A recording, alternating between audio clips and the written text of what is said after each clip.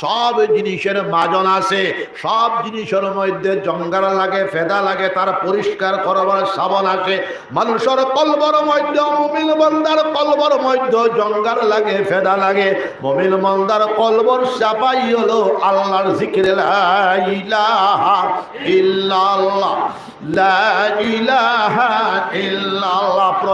প্রথমে আল্লাহ, আল্লাহর জিকির 2000 বার, 4 মাস পরে 4000, 6 মাস পরে 6000 বার, 12 মাস পরে 12000 বার আল্লাহর জিকির করিয়া দেখো মুমিন মুসলমান। আল্লাহর জিকির করলে ডান দিক থেকে বারাকাত আসা আরম্ভ হয়ে যাবে। আল্লাহর জিকির করলে বাম দিক থেকে বারাকাত আসা আরম্ভ হয়ে যাবে। আল্লাহর জিকির করলে সামনের দিক থেকে বারাকাত আসা আরম্ভ হয়ে যাবে। আল্লাহর জিকির করলে পিছনের দিক থেকে বারাকাত আসা আরম্ভ হয়ে যাবে। আল্লাহর জিকির করলে উপরের দিক থেকে বারাকাত আসা আরম্ভ হয়ে যাবে।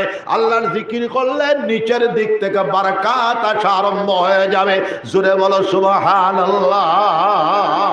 আল্লাহ পাক রব্বুল আলামিন বলতেছেন, ইয়া আইয়ুহাল্লাযীনা আমানু উযকুরুল্লাহ যিকরান কাসীরা ওয়াসাব্বিহুহু বুকরাতান ওয়া আশীলা।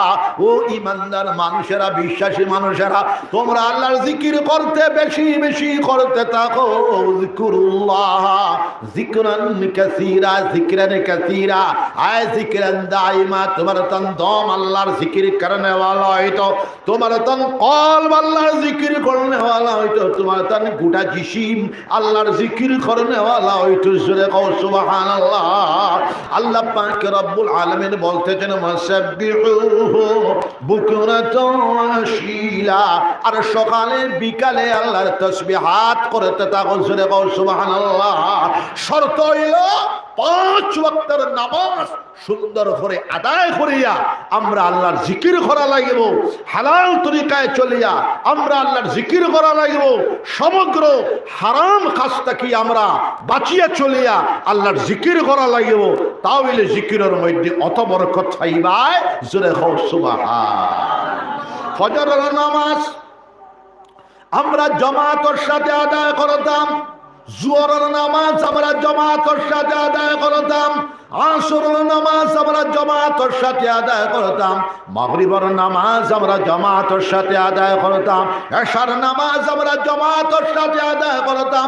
তাহাজ্জুদের নামাজ আমরা 4 রাকাত অথবা 8 রাকাত অথবা 12 রাকাত আমরা আদায় করার চূড়ান্ত চেষ্টা চালিয়ে যাইতাম। ইশরাকের নামাজ